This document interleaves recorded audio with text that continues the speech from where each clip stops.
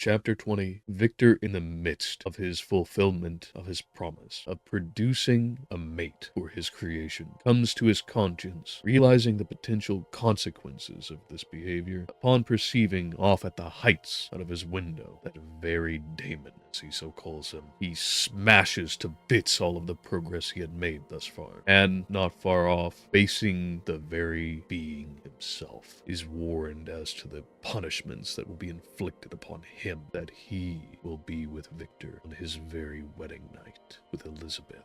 And before Victor may take him to arms, absconds, thereafter leaving Victor with the weight of his decision. Not long thereafter, he receives a parcel of all of the letters from the mainland and Geneva. Clerval warrants him back, and his friends and family wish him home. He resolves to leave. In so doing, packing all of his equipment with him and heading into a boat. After cleaning and preparing it all, he falls asleep and drifts off into the great Atlantic Ocean, but not too far away for him to awake and find himself back to shore. The only problem then being that he finds himself somewhere in Ireland, and there, not exactly in friendly territory. Rather, he stands accused of murdering a man and is swiftly detained.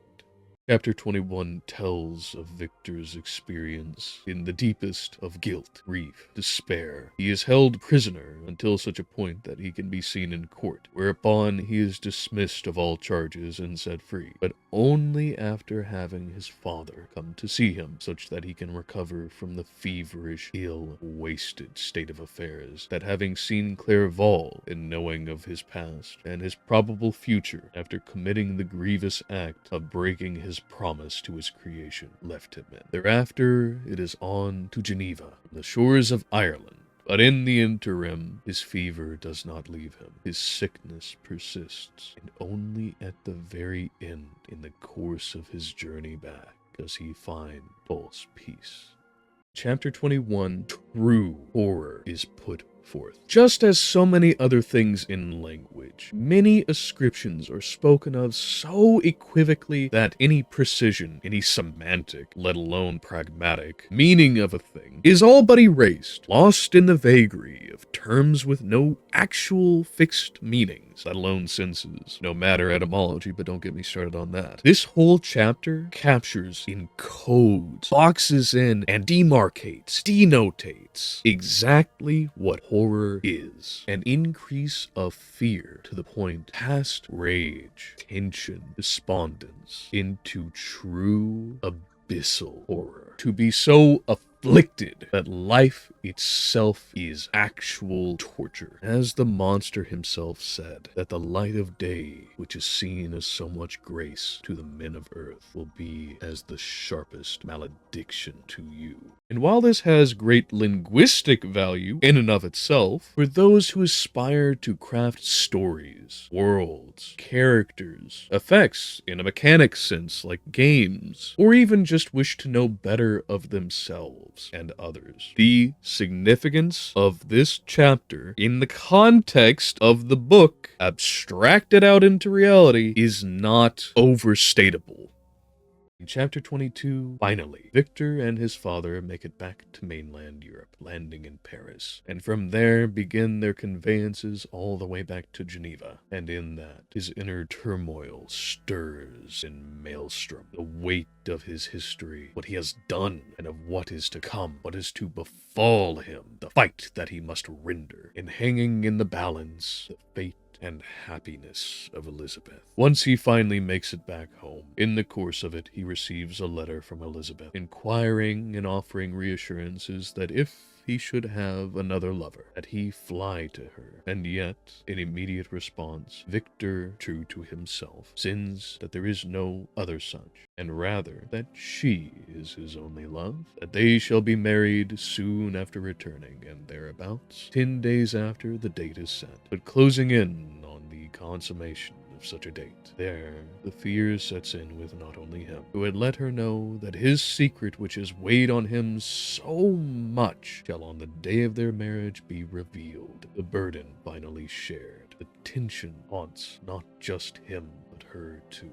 They soon commence. In chapter 23, Victor and Elizabeth make it to their inn on the day of their wedding to spend their time together in one another's arms, and yet, as promised by Victor's creations, not to be so. Victor's agitation carrying on throughout the night, prepared for combat, strapped with pistol and sword, raced for the events to come, thrust dread into the mind of Elizabeth, and as such, anticipating that his monster would come for him, sent her away to convalesce for the night. And not long after she did came the first scream, followed by the second, where her life, just as the others before, was cut short. This forming a conflagration that consumed everything of Victor was not the final. It did not kill him, but the loss did indeed kill his father. And finally his fever rejoined and rekindled him again, sending him into a delirium that would require his imprisonment, and thereafter his reasserted quest of naught else but the end of his creation. Thereupon he sought out the help of law, going to the magistrate of his home, to be met with disbelief, discreditation, and yet after convincing him, only the reaffirmation that he will try his best. But to Victor, this would not be enough, and so finally he retreats to find his own means and methods.